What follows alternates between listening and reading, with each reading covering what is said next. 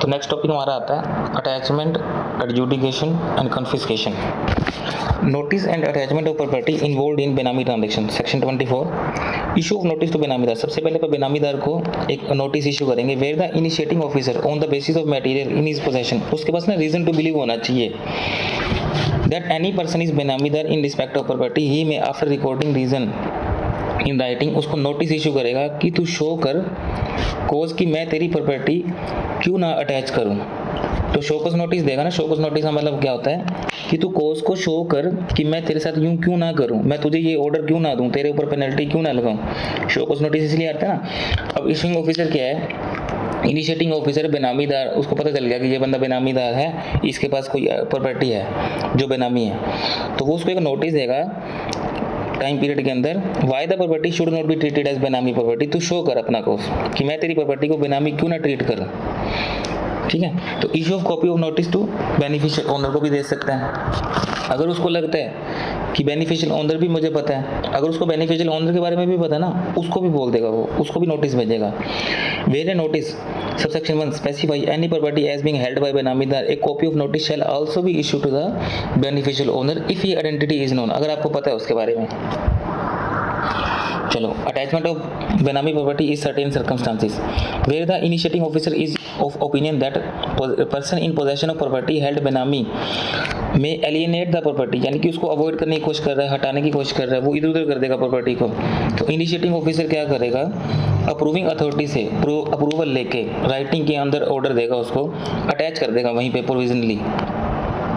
Initiating officer को लग रहा है कि यार ये प्रॉपर्टी ना इधर उधर ना हो जाए, तो वो क्या करेगा, दबा दबना अप्रूविंग अथॉरिटी से लेके प्रीवियस अप्रूवल और प्रोविजनली अटैच का ऑर्डर दे देगा उसको। और ये पीरियड 90 डेज से ज़्यादा का नहीं हो सकता, for a period not exceeding 90 days. कब से? From the last date of month in which notice is issued, जब ये मैंने नोटिस दिया था ना, उसको नोटिस दिया था, तो उस महीने के लास्ट डेट से अगले 90 दिन के अंदर अपने को टाइम मिलता है प्रोविजनली अटैचमेंट का, यानी कि वैसे ये 90 डेज से ज़्यादा हो गए। Competent authority prescribe that initiating officer shall provisionally attach करेगा any property in the manner provided in second schedule. Income tax act के अंदर नेक्स्ट सेकंड शेड्यूल होता है प्रोविजनल अटैचमेंट का, जब प्रॉपर्टी अटैच्ड होती है तो वही इसके ऊपर लगेगा। Passing of order by initiating officer, अब इसने ऑर्डर पास कर दिया, 90 डेज वाली बात आ गई अपने पास। अब क्या है, या तो इसने प्रोविजनल अटैचमेंट कर ली, या तो इसने प्रोविजनली अटैचमेंट कर दी तो वो ऑर्डर दे सकता है continue provisionally attachment of property with the prior approval of, लेकिन अप्रूविंग अथॉरिटी से अप्रूवल लेनी है till the passing of order of adjudicating authority, या फिर उसको वो रिवोक भी कर सकता है। रिवोक करने के लिए भी अप्रूविंग अथॉरिटी से पूछेगा, और ऑर्डर कंटिन्यू रहने के लिए वो ऑर्डर अपना कंटिन्यू रखना चाहता है प्रोविजनली अटैचमेंट का, जब तक कि उसका एडजुडिकेटिंग अथॉरिटी का ऑर्डर नहीं आ जाता। और मान लो मैंने प्रोविजनली अटैचमेंट नहीं करी, कई बार ये भी तो हो सकता है, मुझे लग तो रहा था कि वो ऐसे करने की कोशिश कर रहा है, एलिनेट करने की कोशिश कर रहा है प्रॉपर्टी, लेकिन मैंने ये सोचा यार हो सकता है मुझे ही लग रहा हो ऐसी बेनामी प्रॉपर्टी है भी या नहीं है, हो सकता है बेनामी प्रॉपर्टी हो ही ना, और मैं धक्के से ही सोच रहा हूँ, तो वो ना कई बार रुक जाता है इनिशिएटिंग ऑफिसर। वो सोचता है यार मैं ना एक बार प्रोविजनली अटैचमेंट नहीं करता, तो प्रोविजनली अटैचमेंट उसने नहीं करी, अब पास एंड ऑर्डर करना चाहता है, तो फिर भी अप्रूवल एडजुडिकेटिंग अथॉरिटी से अप्रूवल लेगा ना, अप्रूवल लेगा अप्रूविंग अथॉरिटी से till the passing of order by adjudicating authority. या ये भी कह सकता है कि यार मैं अटैच नहीं करता, और ये करने के लिए भी उसको अप्रूविंग अथॉरिटी से पूछना पड़ेगा, मतलब करना है तो भी, नहीं करना तो भी अप्रूविंग अथॉरिटी को बता देगा ना कि मैं अटैचमेंट करना चाहता हूँ या मैं अटैचमेंट नहीं करना चाहता, लेकिन मुझे लग रहा है कि वो एलिनेट कर सकता है, ताकि अप्रूविंग अथॉरिटी को पता चल जाए।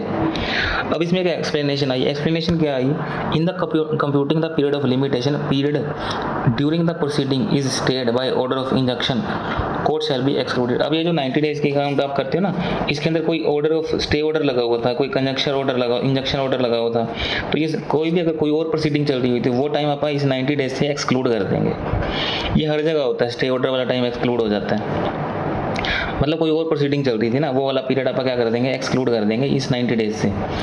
Provided where the immediately after the exclusion of period, वो पीरियड एक्सक्लूड करने के बाद अगर आपको लगता है कि सेक्शन जो 4 था ना, ये सब सेक्शन 4 था जो अपन ने ऊपर पढ़ा है, अब टाइम ना उसके पास 30 डेज से कम बचा है, यानी कि काम चल रहा था, टाइम बीतता गया, अब बीच में स्टे ऑर्डर आ गया, मान लो 70 डेज ना बीत चुके थे और 70 डेज के बाद क्या हो गया, स्टे ऑर्डर लग गया। और स्टे ऑर्डर चलता गया 30-40 दिन, 40 दिन में स्टे ऑर्डर चलता गया, तो ये 40 दिन तो एक्सक्लूड करने हैं। अब ये एक्सक्लूड करने के बाद अपने पास जो बैलेंस है वो कितने डेज बच गए, 20 डेज, क्योंकि मुझे 90 डेज की लिमिट देखनी है। अब ये 20 डेज 30 डेज से कम है ना, तो 10 दिन और बढ़ा दिए जाएंगे, इसको 30 तक ले जाया जाएगा। दोबारा पढ़ते हैं, where the immediate provided that the where immediate after the exclusion करने के बाद period of limitation available to initiating officer passing order attachment का जो ऑर्डर है उसके पास वो 30 दिन से कम है, तो रिमेनिंग पीरियड को हम एक्सटेंडेड कर देंगे 30 डेज पे। तो अगर इंस्टीट्यूट अगर कोई टफ क्वेश्चन बनाएगा ना, यहाँ से बना सकता है। स्टे ऑर्डर को एक्सक्लूड करने के बाद अपने को टाइम देखना कितना बचा है, तो वो अपने से ना वहाँ पे लास्ट डेट पूछ लेगा, लास्ट डेट कब है, वो कब तक कर सकता है अटैचमेंट, तो अपन 30 डेज और बढ़ा देंगे उसके। हम चेक कर लेंगे पहले कितने दिन हो गए थे, स्टे ऑर्डर कितने दिन का लगा, स्टे ऑर्डर हटा दो, बाकी बचे दिन 20 हैं, तो ये यानी कि मान लो अगर 20 दिन 20 तारीख आती है तो वो 20 तारीख आंसर नहीं होगा, अपना आंसर 30 तारीख होएगा, क्योंकि उसको मैं 30 दिन तक बढ़ा दूंगा। ऐसी सेक्शन जो 5 पढ़ना है अपने को नीचे वाला, उसमें वो कह रहा है provided further the where immediate after the exclusion stay period. Sub section 5 के अंदर टाइम अगर कम रह जाए, ठीक है, तो वो 5 दिन मान लो 5 दिन ही बच गए, तो हम उसको बढ़ा के 7 दिन कर देंगे। तो सेक्शन 4 के लिए जो है वो 30 डेज एक्सटेंड कर देंगे, और सेक्शन 5 के लिए जो प्रोविजनल अटैचमेंट है उसके अंदर अगर 7 दिन से कम टाइम है तो मैं 7 दिन तक बढ़ा दूंगा उसका टाइम। अब वो सेक्शन 5 भी देख लेते हैं, सब सेक्शन 5 24 का।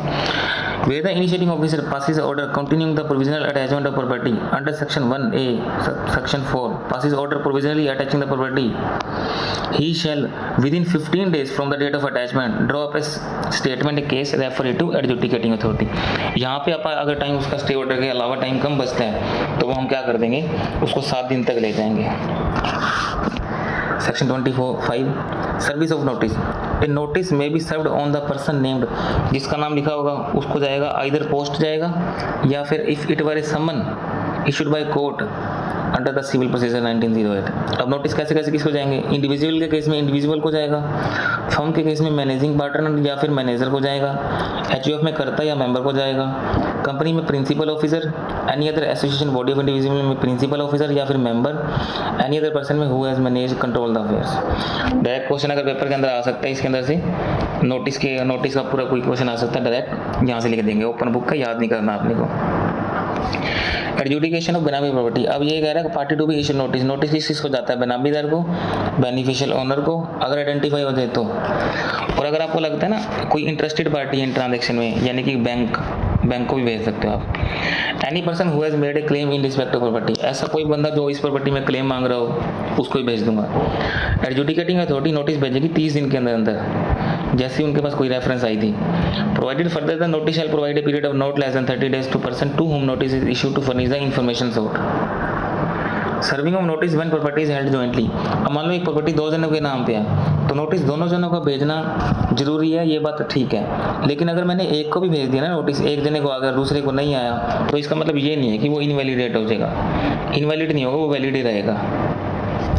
Where the property is held jointly by more than one person, तो adjudicating authority shall make all endeavor to serve notice to all person, provided where the notice served on any one of the person, the service of notice shall not be invalid on the ground that notice was not served to all the person। सिर्फ इस बात से मैं notice invalid नहीं कर दूंगा कि notice सबको नहीं गया, कोई दिक्कत नहीं है, एक को चला गया valid. Further action by adjudicating authority after issue of notice, अब मान लो नोटिस तो चला गया, अब एडजुडिकेटिंग अथॉरिटी क्या एक्शन लेगी, रिप्लाई कंसीडरिंग करेगी, इफ एनी अगर होगा तो नोटिस का रिप्लाई आएगा तो उसको कंसीडर किया जाएगा।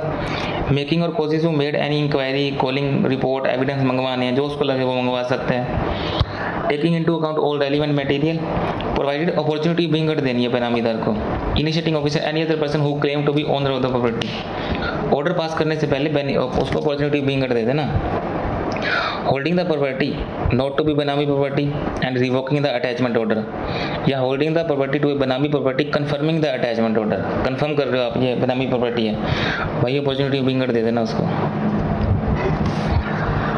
identification of property, where the adjudicating authority is satisfied that some part of the property in respect of which reference has been made is Benami property, but is not able to specifically identify such part, so he shall record a finding to the best of his judgment to the part of property is held Benami। यहाँ पे कह रहा है मान लो आपको लगता है कि कोई आधा पार्ट बेनामी है और आधा पार्ट नहीं है, या मान लो 50 लाख की प्रॉपर्टी थी, 45 लाख तो सही है और 5 लाख का वो नहीं दे रहा।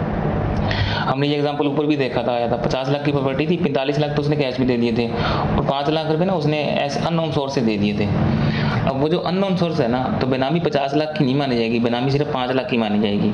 तो he shall record a finding to the best of his judgment, मतलब 45 तो सही है, 45 को क्यों बेनामी बोलूँगा, 5 को ही बोलना चाहिए, 5 को बोल देगा वो। Provisionally attachment, where in the course of proceeding before it adjudicating authority has reason to believe that property other than property, कोई और प्रॉपर्टी अगर उसको लगता है ये भी बेनामी है, तो ही शैल प्रोविजनली अटैच कर सकता है। Property shall be deemed to be the property refer to in date of receipt of reference under section 24(5)। अब जो प्रोसीडिंग कर रहे थे ना, तो उसके हाथ में कोई और प्रॉपर्टी देगी, उसकी नज़र में कोई और प्रॉपर्टी आ गई जिस प्रॉपर्टी की आप बात ही नहीं कर रहे थे, वो प्रॉपर्टियाँ भी तुम प्रोविजनली अटैच कर सकते हो। और ऐसा मान लिया जाएगा कि इसकी रिसिप्ट मतलब ये नॉर्मल चलती आ रही जैसे पहले चलता आ रहा था प्रोसीडिंग, भाई ये प्रॉपर्टी मेरी, पहले हमने बेनामी इसको बोला फिर अटैच करी, ठीक है, नॉर्मली प्रॉपर्टी अटैच कर ली जाएगी इसको बेनामी। एडजुडिकेटिंग अथॉरिटी में at the any stage of proceeding either on the application of any party, या तो किसी और ने बोला या स्यू मोटो स्ट्राइक आउट कर सकती है आपका name any party in property joint add कर सकती है name any person whose presence before the adjudicating authority may be necessary to enable him to adjudicate upon settlement all questions involve in the reference. किसी का नाम addition करना है, किसी का नाम हटाना है, एडजुडिकेटिंग अथॉरिटी के पास पावर होती है, वो कर सकती है। ऑर्डर पास करने की लिमिट दी हुई है, no order shall be passed after the expiry of 1 year from the end of month in was reference received. 24/5 की जो रेफरेंस रिसीव्ड हुई थी ना, वहाँ से एंड से उस मंथ के एंड से 1 साल तक आप ऑर्डर भेज सकते हो, उसके बाद ऑर्डर नहीं भेज सकते।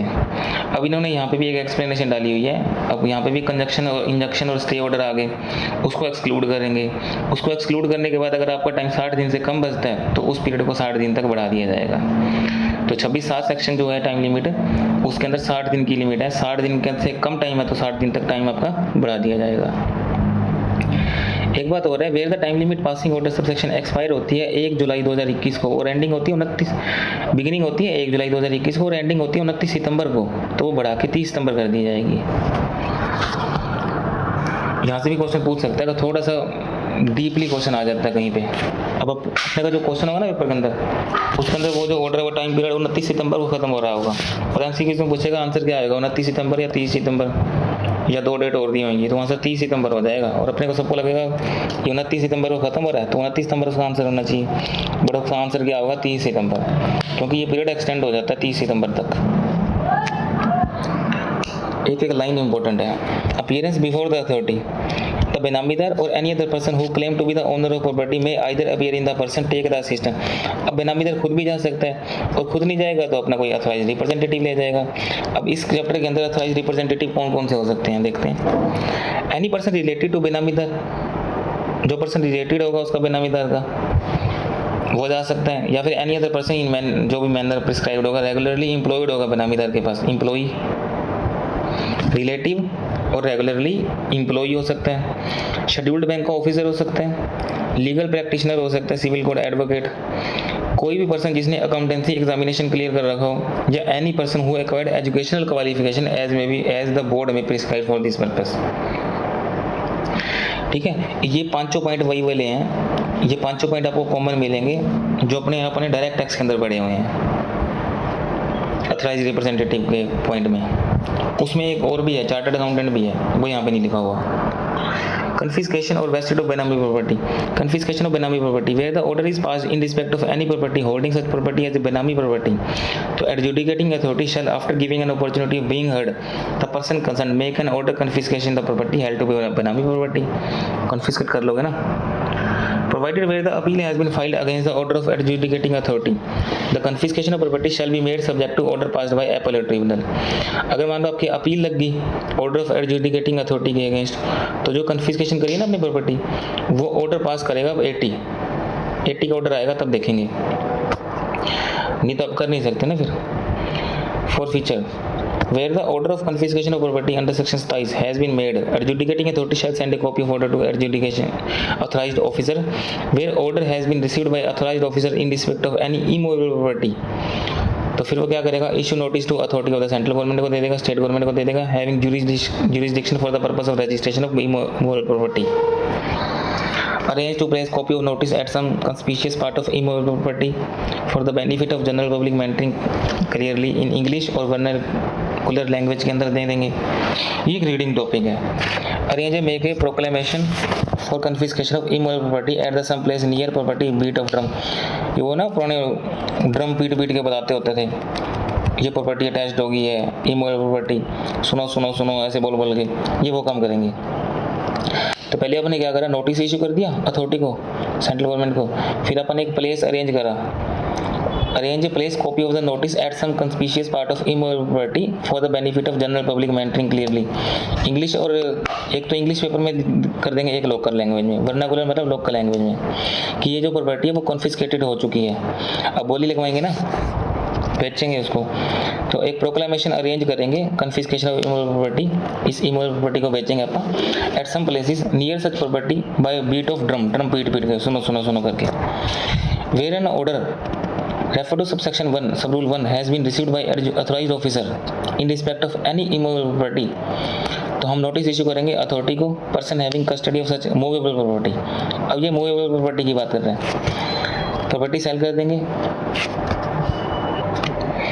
Sell the property if the property is liable to speedy natural decay or the expenses for maintenance is likely to exceed its value. With the leave of concerned authority, deposit the sale proceeds in the nearest government treasury branch of the State Bank of India. ये जो पैसा आएगा ना movable property का, वो पैसा cash में आया जैसे, तो अपन नियरेस्ट बैंक देखेंगे, उस बैंक में पैसे जमा करा देंगे स्टेट बैंक ऑफ इंडिया में या उसकी सब्सिडरी में. Any nationalised bank in fix deposit retain the receipt provided that where the owner of property.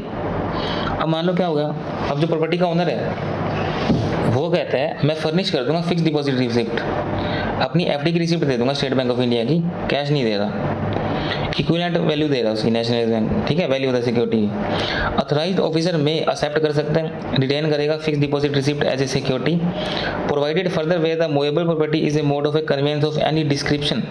तो authorised officer after obtaining valuation report, अब ये अथॉराइज्ड ऑफिसर क्या करेगा, कहेगा मैंने एक वैल्यूएशन मोटर लाइसेंस अथॉरिटी से इसकी वैल्यू निकलवाऊंगा, ठीक है. अब या तो वो कैश दे, देखो या तो वो कैश दे देता, प्रॉपर्टी कैश दे देता तो मैं नीरेस्ट बैंक में जमा करा देता. अब वो कैश नहीं दे रहा, वो कहता मैं तो एफडी की रिसिप्ट दे दूंगा. एफडी की रिसिप्ट देगा ना, तो मैं क्या करूंगा, उसकी ना वैल्यूएशन करवाऊंगा मोटर लाइसेंस अथॉरिटी से या एनी अदर अथॉरिटी से, एन केस में भी जो भी होएगा. मैं एक्सेप्ट करूंगा, retain the fix deposit receipt state bank of India subsidy nationalised bank equivalent to the value of movable property as security in the name of administrator. या तो कैश दे देगा या एफडी दे देगा, एफडी की वैल्यूएशन लगवाऊंगा, उसकी value equivalent होनी चाहिए value of the movable property. Cost to deposit the property consisting of cash हो सकता है, गवर्नमेंट सिक्योरिटी हो सकती है, bullion, jewellery, locker in the name of the administrator, form of FD as के State bank of India.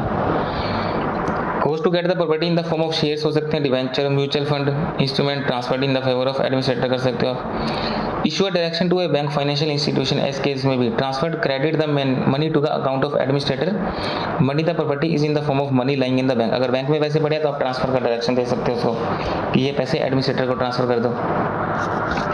Authorised officer का मतलब क्या होता है, income tax officer. Property acquired by adequate consideration. Nothing in subsection 1 shall apply to property held or acquired by person from the beneficiary for adequate consideration prior to issue of notice under section 24 without having knowledge to the beneficiary transaction. Right क्या रहेंगे, where the order of confiscation has been made, all the right title in the property shall be vested. किसके पास चले जाएंगे, अब ये जो बेनामी property है ये सारी किसकी हो जाएगी, इसके राइट्स किसके पास चले जाएंगे, सेंट्रल गवर्नमेंट के पास. और अगर सेंट्रल गवर्नमेंट के पास अगर इसका राइट जाएगा ना, तो वो फ्री फ्रॉम एनी इनकम्बरेंसीज होते हैं, यानी कि विदाउट एनी चार्ज. अब जब गवर्नमेंट के पास ये प्रॉपर्टी गई ना, अब कल को ये पता चला भी इस प्रॉपर्टी के गई, तो चार्ज लिया हुआ था उस बेनामीदार ने. अब 1 करोड़ की प्रॉपर्टी है और मान लो 80 लाख का लोन ही लिया हुआ था, बाद में गवर्नमेंट को पता चला 80 लाख का लोन है मेरे हाथ से, तो कुछ भी नहीं आया, वो तो फिर भाग गया वहाँ पे. ऐसा नहीं होगा, पूरे राइट जाएंगे बिना किसी इनकम्बरेंसेस के, without any charge. No compensation shall be payable in respect of such confiscation. 1 crore की प्रॉपर्टी है, 1 करोड़ ही जाएंगे गवर्नमेंट के हाथ में। और अगर आपने इसे कर भी दिया ना राइट रूट की, तो थर्ड पार्टी को क्रिएट कर दिया आपने, नल एंड वॉइड मान लिया जाएगा। No order of confiscation is made upon the proceeding under this act attaining finality. No claim shall be lie against the government. Management of property confiscation. The administrator shall have power to receive, manage the property in relation to which order of confiscation has been made. Manner जो भी condition होंगी rule 8 के हिसाब से देख लेंगे। Receipt of confiscation property under section 7 rule 7। Prohibition of benami property ensure करेगा proper identification of such property with reference to its particular mention in order made under section 27। अब आता है अपना रूल 8। रूल 8 के हिसाब से management of confiscation property rule 8 prohibition, ये क्या कहते हैं हमें? कहता है where the property confiscated is of such nature. अगर जैसे आपने कोई प्रॉपर्टी कन्फिस्केट की है, वो इस नेचर की है कि उसका रिमूवल ना इम्प्रैक्टिकेबल है, आप उसकी रिमूवल कर ही नहीं सकते, या रिमूवल इन्वॉल्व्स एक्सपेंडिचर है, बहुत ज़्यादा खर्चा हो रहा है, तो एडमिनिस्ट्रेटर क्या करेगा, वहीं पे अरेंज कर देगा प्रॉपर मेंटेनेंस और उसकी कस्टडी कैसे करनी है वहीं पे, attachment at the place of its attachment. अगर प्रॉपर्टी कन्फिस्केटेड कंसिस्ट ऑफ, अगर उसके अंदर कोई कैश है, गवर्नमेंट सिक्योरिटी या बुलियन ज्वेलरी, वैल्यूएबल मूवेबल चीज़ें आ गई ना, तो क्या कर देगा, डिपॉजिट कर देगा नियरेस्ट गवर्नमेंट ट्रेजरी बैंक के अंदर, रिजर्व बैंक ऑफ इंडिया में, स्टेट बैंक ऑफ इंडिया में, या उनकी सब्सिडी में जमा करवा देगा। Administrator shall maintain a register containing the detail in form number 1 के अंदर वो डिटेल डालेगा, अपने पास रिकॉर्ड करेगा ना कौन सी अपने पास मूवेबल प्रॉपर्टी है, कितनी सिक्योरिटी है, कितने अमाउंट की, कितने bullion jewellery, other valuable articles. Administrator shall obtain a receipt from the treasury या बैंक से कि मैंने तेरे पास कितने डिपॉजिट करवा दिए सामान, उसके आप इसके एक रिसिप्ट ले लेंगे। एडमिनिस्ट्रेटर मेंटेन करेगा register form number 2 for recording entry in respect of property other then the property referred in subsection rule 2। तो सबसे पहले अपन ने एक मेंटेन करा रजिस्टर फॉर्म नंबर 1 के अंदर, उसके अंदर अपन ने रीजन रिकॉर्डिंग कर दिए थे एंट्रीज मूवेबल प्रॉपर्टी की, और एक अपन रजिस्टर 2 फॉर्म नंबर 2 मेंटेन करेंगे, ये रजिस्टर मेंटेन करेंगे detailing in form number 2 for recording entry in respect of property other than property refer to. अगर कोई और प्रॉपर्टी की बात है तो उसके लिए फॉर्म नंबर 2 होएगा। Administrator to be notified by the central government may by order publish in official gazette, notify कर सकती है मैनी ऑफ इट्स ऑफिसर जितने उसको ठीक लगे। Measure to be taken by administrator, administration shall take such measure directed by central government dispose of the property which is vested in the central government. इसके अंदर manner ये हो dispose of का, as regard disposal of confiscation property where the central government direct that property vested in the section 27 disposed of, then administrator shall arrange to dispose of the property in manner provided in second schedule। second schedule के अंदर आपको पता है property dispose of करने का वो दिया होता है। possession of the property where the order of confiscation in respect of property under section 27 has been made, administrator shall proceed to take possession of the property। Administration क्या करेगा, notice देगा within 7 days of the notice of the date of the service of notice to any person who may in possession of बेनामी property कि तू surrender कर, deliver कर possession to the administrator को। in the event of non compliance of the order या if in the opinion taking over of immediate possession is warranted, purpose of forcibly taking over possession, requisition of service of any notice, police officer to arrest him का उसको बोल देंगे, police की help ले लेंगे यहाँ पे। और it shall the duty of officer to comply with the requisition. Next topic हमारा आता है एपेलेट ट्रिब्यूनल का। Central government shall by notification establish करेगी appellate tribunal to hear appeal against the order of any authority under this act. तो यहाँ पे highlight करके रखना है एनी अथॉरिटी को, इस एक्ट के अंदर कोई भी अथॉरिटी हो उसके ऑर्डर के अगेंस्ट अगर सुनवाई होगी तो एपेलेट ट्रिब्यूनल करेगा। और इसका जो ऑफिस है वो न्यू दिल्ली के अंदर है, सेंट्रल गवर्नमेंट ने एस्टेब्लिश कर रखा है एटी को एट न्यू दिल्ली। अब अगली लाइन में ये बता रहा है however the appellate tribunal referred in section 25 of PML act वही डिस्चार्ज करेगा फंक्शन ऑफ पीबीपीटी एक्ट के अंदर, यानी कि इस एक्ट के अंदर prohibition of benami property transaction act. जो मनी लॉन्ड्रिंग एक्ट का एपेलेट ट्रिब्यूनल होगी वही फंक्शन डिस्चार्ज करेगी इस एक्ट के अंदर, पीरियड बिगिनिंग 1 नवंबर 2016 से ending on the date proceeding date on which appellate tribunal establish under PBPT act. अब इसके कंपोजिशन के बारे में पढ़ते हैं आप। Appellate tribunal shall consist of, इसके अंदर एक चेयरपर्सन होगा और 2 मेंबर होंगे।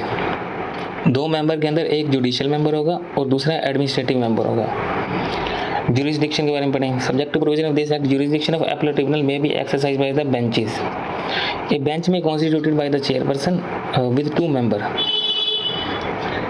जो भी हो, जो भी चेयरपर्सन को सही लगे डीम फिट 2 मेंबर उसके साथ अपने लगा लेगा। और benches of the appellate tribunal shall ordinarily sit in a national capacity territory of Delhi at such other places by central government में कंसल्टेशन करके चेयरपर्सन से नोटिफाई कर सकती है। Central government shall by notification specify the area in relation to which each bench of appellate tribunal में exercise jurisdiction है। Central government notification देके area define कर सकती है। मेंबर की ट्रांसफ़र करनी हो तो note with sending anything contain in subsection 2 chairperson transfer कर सकता है एक मेंबर को एक बेंच से दूसरे बेंच के ऊपर। ठीक है, अब क्वालिफिकेशन की बात कर लेते हैं। क्वालिफिकेशन की बात करें तो a person shall not be qualified as appointed as chairperson appellate tribunal अगर वो he is sitting and retired जज ऑफ हाई कोर्ट होना चाहिए और he has completed no less than 5 year of service, 5 साल के लिए सर्विस करनी है, उससे कम नहीं होनी चाहिए, हाई कोर्ट का रिटायर जज होना चाहिए। Qualification for appointment of member of appellate tribunal की बात करें, इन केस ऑफ अभी से अपने पढ़े ना 2 मेंबर होते हैं, एक जुडिशियल और एक एडमिनिस्ट्रेटिव। जुडिशियल मेंबर है वो इंडियन लीगल सर्विस का मेंबर होना चाहिए और equivalent post in that service, और एडमिनिस्ट्रेटिव मेंबर है वो मेंबर होना चाहिए इंडियन रेवेन्यू सर्विस का and held the post of chief commissioner of income tax या फिर इक्विवेलेंट पोस्ट। ऊपर वाले की एडिशनल सेक्रेटरी और इक्विवेलेंट पोस्ट होनी चाहिए और नीचे वाले की chief commissioner of income tax और इक्विवेलेंट पोस्ट होनी चाहिए। प्रोविजन रिलेटिंग टू सिटिंग जज of high court, no sitting जज of high court shall be appointed under this section accept after consultation with the chief justice of high court. Chairperson member holding post in any other tribunal, the chairperson or member holding a post as such in any other tribunal established under any law for time being in force may also be appointed as a chairperson or member as case may be of the appellate tribunal under this act। Qualification बताती दोबारा इसने यहाँ पे। Terms and condition of service of chairperson member of appellate tribunal, salary allowances payable to any other terms of condition chairperson other member shall be may be prescribed shall not be varied to the disadvantage during their tenure. Any vacancy कोई हो सकती member की vacancy होगी तो file up कर दी जाएगी 3 महीने के अंदर, ये बिल्कुल सेम। टर्म क्या रहेंगी, टर्म 5 साल से कम नहीं रहनी आपको और 65 साल। रीअपॉइंटमेंट आपकी यहाँ पे भी अलाउड नहीं है, रेयर एक्ट में भी अलाउड नहीं थी दोनों की, यहाँ पे भी रीअपॉइंटमेंट अलाउड नहीं है। मैक्सिमम 65 साल है, 5 साल के लिए आपको रहना है। 5 साल और 65 साल जो पहले आ जाए बस आप वहीं तक होल्ड कर सकते हो, उससे बात नहीं कर सकते। ठीक है, हम पहले ही बात कर चुके हैं, यानी कि अगर आपकी 62 ईयर एज है और आपकी अपॉइंटमेंट होगी 5 साल के लिए तो आपको 65 ईयर में हटना पड़ेगा क्योंकि मैक्सिमम एज 65 ईयर है। और आपकी अगर एज 57 ईयर है तो 5 साल आपके कब हो गए, 62 में हट जाओगे अब आप, क्योंकि रीअपॉइंटमेंट होती नहीं। Removal of chairperson member from office in certain circumstances, removal of chairperson और मेंबर सेंट्रल गवर्नमेंट में कंसल्टेशन करके chief justice of high court से रिमूव कर सकते हैं। यानी सेंट्रल गवर्नमेंट को भी कंसल्टेशन करनी पड़ती है, पहले पूछना पड़ता है chief justice of high court से, उससे कंसल्ट करके रिमूव कर देंगे चेयरपर्सन को या एनी मेंबर को। किस लिए, क्योंकि वो इंसॉल्वेंट हो गया, moral turpitude, physically mentally incapable, financially interest, abuse his position. 5 point same.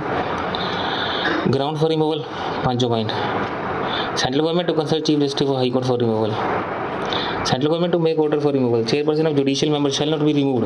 अब चेयरपर्सन ऑफ जुडिशियल मेंबर है ना, चेयरपर्सन है या जुडिशियल मेंबर, इनको तो रिमूव आप कर ही नहीं सकते जब तक ऑर्डर नहीं आ जाता सेंट्रल गवर्नमेंट। जब सेंट्रल गवर्नमेंट इंक्वायरी करती है ना, याद है, central government after inquiry made by chief justice of high court, फिर इंक्वायरी करके हाई कोर्ट के साथ चीफ जस्टिस हाई कोर्ट के साथ इंक्वायरी करेगा और यानी chief justice of high court inquiry करेगा सेंट्रल गवर्नमेंट के साथ और फिर इसको हटाएंगे, ऐसे नहीं हटा सकते। Suspension of chairperson judicial member, central government में सस्पेंड कर सकता है from office the chairperson judicial member in respect of from reference of conducting inquiry has been made to chief justice of high court until the central government passes an order on receipt of report of the inquiry made by chief justice of high court of the reference। Suspension कर सकते हैं आप। Procedure for conducting inquiry, अब आपको inquiry करनी है तो central government may regulate the procedure, central government regulate कर सकती है प्रोसीजर कि आपको इंक्वायरी कैसे करनी है, इंक्वायरी का मैनर क्या रहेगा। रिमूव कर सकते हो, एडमिनिस्ट्रेटिव मेंबर में भी रिमूव्ड, एडमिनिस्ट्रेटिव मेंबर को रिमूव किया जा सकता है from the office order of the central government ground accordance with the procedure notified by the central government. Administrative member shall not be removed unless he given an opportunity of being heard, बिना opportunity के तो आप हटाएंगे ही नहीं किसी को। और vacancy not to invalidate, बिल्कुल सेम पॉइंट है, तीनों पॉइंट। अगर कोई वैकेंसी डिफेक्ट है कॉन्स्टिट्यूशन के अंदर, अपॉइंटमेंट में डिफेक्ट है या कोई इरेगुलरिटी हो जाती है, बाद में पता चलता है यार ये तो डिफेक्ट में अपॉइंटमेंट ही इसकी गलत थी, चेयरपर्सन की ना अपॉइंटमेंट अपन ने गलत कर दी, साल उसने काम करता रहा, साल काम करने के बाद पता चला इसकी तो अपॉइंटमेंट गलत होगी, तो इसका मतलब क्या होगा, जो उसने साल काम करे हैं वो भी गलत हो जाएंगे? ऐसा नहीं होगा, जो काम कर दिए वो सही है। कोई दिक्कत नहीं है, काम गलत नहीं होगी, अपॉइंटमेंट गलत है, अब उसको हटा देंगे, हटा के 3 महीने के अंदर वैकेंसी फाइल अप कर दी जाएगी। नो एक्ट और प्रोसीडिंग को, ना कोई काम ना proceeding of the appellate tribunal invalid हो जाएगी मियरली इस रीज़न से कि वैकेंसी के अंदर डिफेक्ट था, डिफेक्ट इन अपॉइंटमेंट था, इरेगुलरिटी थी, कोई दिक्कत नहीं है भाई। रेजिग्नेशन एंड रिमूवल, चेयरपर्सन और एनी मेंबर में notice in writing under the hand address to central government resign कर सकता है अपने ऑफिस से। 3 महीने का नोटिस देना होता है हटने से पहले, 3 महीने का नोटिस देगा, या अंटिल ए पर्सन, या फिर नया बंदा आ नहीं जाता, या फिर तेरा टाइम एक्सपायर नहीं हो जाता। इन तीनों में से जो पहले हो जाएगा ना तब तो हट जाएगा। यानी कि एक चेयरपर्सन है वो हटना चाहता है, अब मान लो 2 महीने बाद तो उसकी टाइम ही एक्सपायर हो जाएगा, तो फिर तो 3 महीने 2 महीने, या फिर नया बंदा नहीं आ जाता जब तक। अब नया बंदा तो आया नहीं, 3 महीने भी नहीं टप सकते क्योंकि 2 महीने बाद एक्सपायर हो जाएगा इसका टाइम, ठीक है, 3 महीने बाद उसका टाइम एक्सपायर हो जाएगा, तो विच एवर इज अर्लियर 2 महीने में हट जाएगा।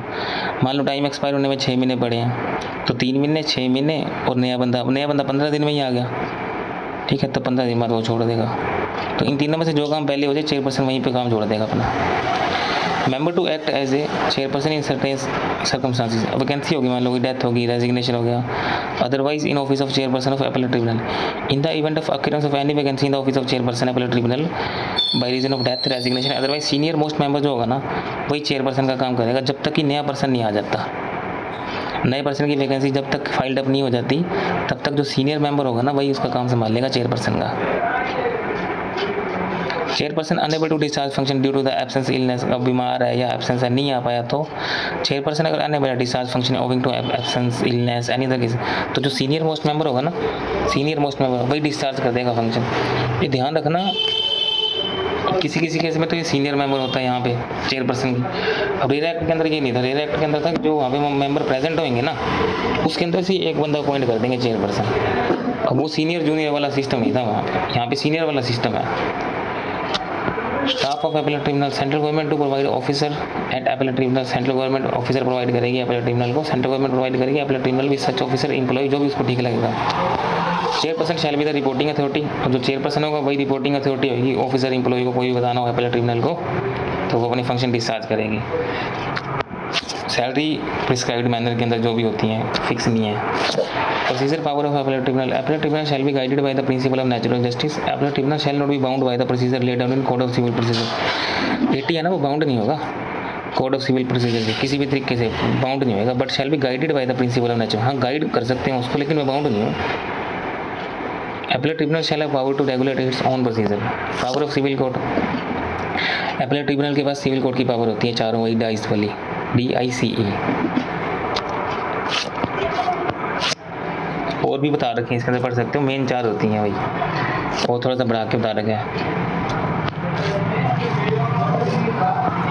Execution of order of appellate tribunal, an order made by appellate tribunal under this act shall be executable by its decree of the civil court for this purpose. Appellate tribunal shall have all the power of civil, appellate tribunal के पास civil court की power होती है, executable है, जो भी order है ना एक्सक्यूजेबल है वो।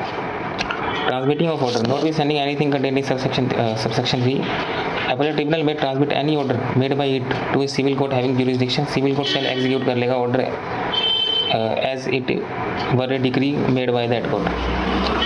Judicial proceeding, all the proceeding before the appellate tribunal shall be deemed to be the judicial proceeding। अब जो 80 proceeding की कंक्लूजन करेगा ना वो ऐसा मान लिया जाएगा कि section 193 to 88 Indian panel code के हिसाब से जो प्रोसीडिंग होती हैं, जो डिसीजन लिए जाते हैं, मान लिया जाएगा कि उस कोर्ट ने ये डिसीजन लिए हैं, प्रोसीडिंग एंड करी हैं। और appellate tribunal shall be deemed to be the civil court for the purpose of section 342 346 of code of criminal procedure। Distribution of business among benches of appellate tribunal, where any bench are constituted, chairperson may from time to time by notification देखिए make provision कर सकती है as to distribution of business of appellate tribunal among the benches, and also provide for the matter which may be dealt with the each benches। Power of chairperson of appellate tribunal to transfer cases, chairperson के पास power होती है on the application of any party notice to the party after hearing them on his own motion without any, बिना किसी notice के, यहाँ पे ध्यान रखना, बिना किसी नोटिस के chairperson of appellate tribunal transfer कर सकता है केसेस एक बेंच से दूसरे बेंच पे डिस्पोजल के लिए। यहाँ पे काम नहीं हो रहा तो आप दूसरे बेंच को दे दो, वो डिस्पोजल कर देगा, नोटिस देने की जरूरत नहीं है इसमें, ये हाईलाइट कर सकते हैं आप without any notice. Decision to be majority, जो डिसीजन लिया जाएगा वो मेजोरिटी से लिया जाएगा। If the member of bench consisting of a 2 member differ in opinion in any point they shall be state the point अगर मान लो मेंबर बेंच के अंदर जो मेंबर्स हैं आधे ने हाँ कह रहे हैं, आधे ने ना कह रहे हैं, मैं फिर ये चेयरपर्सन के पास चला जाएगा, वो उनको सुनवाई करेगा, ठीक है। Appellate tribunal who shall either hear the point or points himself या refer the case hearing on the point one or more of any other member, किसी और मेंबर को साथ में ले लिया जाएगा। Point of the point shall be decided according to the majority। अब देख लिया जाएगा मेजोरिटी किधर है, मेजोरिटी से ही पास करना है अपने को, ज़्यादा लोग हाँ वाले होने चाहिए या फिर ज़्यादा लोग ना होने वाले चाहिए। Opinion of the majority of the member appellate tribunal who have heard the case including those who first heard. अब ये वाला केस अपन आगे आगे दे दिया था ना, क्योंकि पहले क्या दिया हुआ था, आधे आधे केस वो आ रहे थे, आधे हाँ कह रहे थे आधे ना कह रहे थे, फिर हमने क्या कर दिया मेंबर वोट डाल दिए, दोनों को मिला लिया, opinion of the majority member देख लिए, अब वाले भी पीछे वाले भी, including those who first heard it, और इनमें जो मेजोरिटी होगी उसकी तरफ एक केस पास कर दिया जाएगा, लेकिन डिसीजन तो मेजोरिटी से ही पास करना है। मेंबर, इसके अंदर जो मेंबर्स होते हैं ना वो पब्लिक सर्वेंट मान लिए जाते हैं। The chairperson member other officer employee of the appellate tribunal adjudicating authority approving authority initiating officer administrator officer subordinate to all of them shall be deemed to be the public servant for the meaning of section 21 Indian penal code के हिसाब से ये सारे के सारे बंदे Indian public servant माने जाते हैं। Bar of jurisdiction of civil court no civil court shall have jurisdiction to entertain any suit proceeding in respect of any matter which any of the authority adjudicating authority appellate tribunal is empowered by या under any act to determine, and no injunction shall be granted by any court other form in respect of any action taken in pursuance of any power conferred by under this act। appellate to appellate tribunal, अब appeal कर सकते हैं आप appellate tribunal को, aggrieved party है कितने दिन के अंदर करेगा, any person including the initiating officer aggrieved by the order of adjudicating authority. लो भी एडजुडिकेटिंग जो ऑफिसर है ना, इनिशिएटिंग ऑफिसर है, वो भी ऑर्डर एडजुडिकेटिंग अथॉरिटी के ऑर्डर से एग्रीव्ड है, वो अपील लेके जाएगा अलॉन्ग विद फीस में भी प्रिस्क्राइब्ड एपलेट ट्रिब्यूनल के पास। कितने दिन के अंदर 45 डेज के अंदर ऑर्डर से 45 डेज के अंदर पहली अपील लगाओगे 80 को। Any person aggrieved by the order passed by authority in section 54A prefer appeal along with fees 80 against the order 45 days के अंदर। Power of appellate tribunal to entertain appeal even after 45 दिन के बाद भी कर सकता है। सफिशिएंट कॉज दे दोगे तो 45 दिन के बाद भी हो जाएगा, एक्सेप्ट एंटरटेन कर सकता है 80। Hearing of party on receipt of appeal under this section appellate tribunal may giving the party to appeal opportunity विंगट देगा ऑर्डर पास करने से पहले। ट्रिब्यूनल का ऑर्डर क्या हो सकता है, to determine the case finally where the evidence record sufficient है तो फाइनली डिटरमाइन कर देगा केस। एडिशनल एविडेंस मांग सकता है, डॉक्यूमेंट मांग सकता है, विटनेस मांग सकता है, इशू फ्रेम कर सकता है which appear to appellate tribunal as ensure for adjudication of the case, refer कर सकता है adjudicating authority for determination, final order को पास कर सकता है, अफर्म कर सकता है, वेरी कर सकता है, रिवर्स कर सकता है। Time within which the order is to be made, कितने दिन के अंदर इसको करना है, 1 साल के अंदर। Last day of month in which appeal is file, जैसे अपन ने अपील फाइल करी थी 45 दिन के अंदर, तो जो सी तारीख को करी थी उस तारीख से महीना, उस तारीख वाला महीना देख लो, उस महीने से 1 साल के अंदर अंदर अपीलेट ट्रिब्यूनल ऑर्डर आपको पास कर देगा, ऑर्डर पास कर देगा। Appeal to the appellate tribunal as regard appeal to appellate tribunal rule 10 आता है यहाँ पे प्रोविजन ऑफ बेनामी एक्ट का। An appeal under section 1 sub section 1 ने section 46 shall be made to appellate tribunal in form number 3। 2 form तो अपने हो चुके हैं पहले 1 और 2, और अब फॉर्म नंबर 3 आ गया। Appeal filed under sub section 146 shell be accompanied bye the fees of 10,000 रुपी। यहाँ पे 10,000 की फीस है। पूछ सकता है MCQs में रूल 10 में जब अपील करते हैं अपीलेट ट्रिब्यूनल को तो फीस कितनी है, फीस है 10,000 की और shall be complete by the fees of 2,000 rupees. 40 बनने के अंदर 2,000 है। Appeal shall set concisely under distinct head of the ground objection to order repealed appealed against ground shall be numbered consecutively होने चाहिए। स्पेसिफाई द एड्रेस दे देंगे, notice के ऊपर address दे देंगे, डेट डाल देंगे। Where the appeal is preferred after the expiry of 45 days, अगर 45 दिन के बाद करें तो it shall be accompanied by petition quite duplicate duly verified supported by the document लगा देंगे। If any relieved upon the appellant showing cause to how the appellant had the prevented from the preferred appeal within the period of 45 days. ये लिख देंगे अपना question paper के अंदर आएगा तो। उसके बाद rectification of mistake the appellate tribunal और एनी अथॉरिटी में इन ऑर्डर टू रेक्टिफाई कर सकता है। अब देखो अपीलेंट ट्रिब्यूनल है, उसने कोई ऑर्डर पास कर दिया था साल के अंदर, अब बाद में उसको लगता है यार मुझे तो रेक्टिफाई करना है, इसमें कोई गड़बड़ होगी इसके अंदर, तो वो अमेंड कर सकता है, कोई दिक्कत नहीं है, लेकिन within a period of 1 year करेगा end of the month in which order pass pass. अब इसने जब ऑर्डर पास करा था ना उससे अगले 1 साल के अंदर अंदर ये कभी भी अमेंडमेंट कर सकता है। लेकिन वही बात आ गई no amendment shall be made if amendment is likely to affect any person prejudicially unless he has given a notice of the intention to do so. Opportunity of being heard, opportunity of being heard देखिए देनी है उसको, ठीक है, intention उसको opportunity being heard देनी है। Amendment फिर करोगे आप। No amendment shall be made if the amendment is likely to affect any person prejudicially, उसको प्रीजुडिशियली अफेक्ट करती है तो unless he has been given notice of the intention to do so, या फिर अपॉर्चुनिटी ऑफ बीइंग हर्ड दे के फिर ही करना है, नहीं तो नहीं करनी अमेंडमेंट। अगर लगे ना आपको प्रीजुडिशियली अफेक्ट कर रही है अमेंडमेंट तो उसको अपॉर्चुनिटी ऑफ बीइंग हर्ड देनी है और नोटिस देना उसको इंटेंशन टू डू सो का, मैं ऐसा करना चाहता हूँ। Right to representation, appearance before the appellate tribunal, a person including initiating officer who is a party to proceeding before the appellate tribunal under this section may either appear in the person, assistance ले सकता है authorised representative की of his choice to present this case before the appellate tribunal, जो उसको सही बंदा लगे।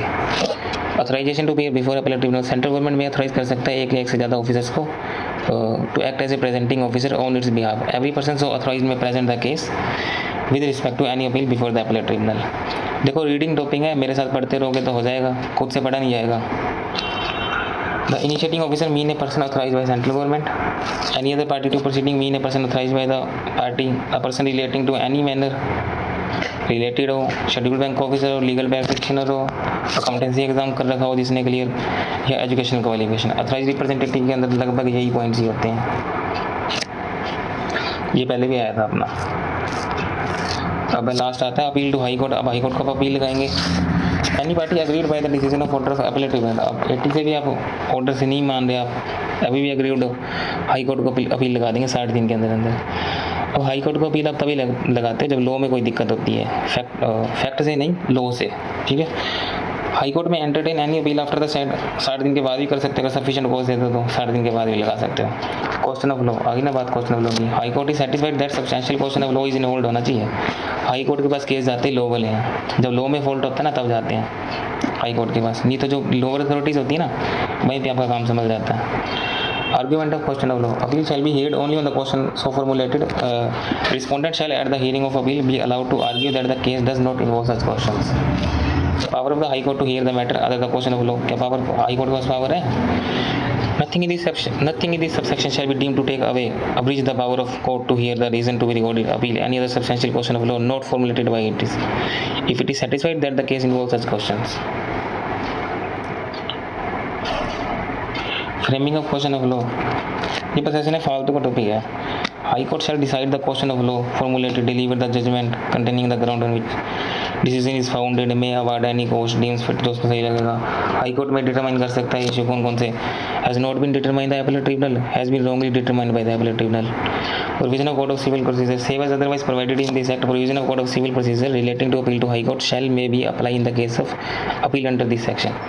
Important नहीं है पेपर के लिए, बस ये 60 डेज़ वाली बात अभी इंपॉर्टेंट है इसके अंदर, यहाँ से MCQs आ सकता है। हाई कोर्ट का अपील आप 60 दिन के अंदर कर सकते हैं और अगर सफिशिएंट कोज है तो 60 दिन के बाद भी कर सकते हैं। क्वेश्चन ऑफ लॉ के ऊपर भी MCQs बना सकते हैं और क्वेश्चन ऑफ लॉ वाले ही जाते हैं हाई कोर्ट के पास।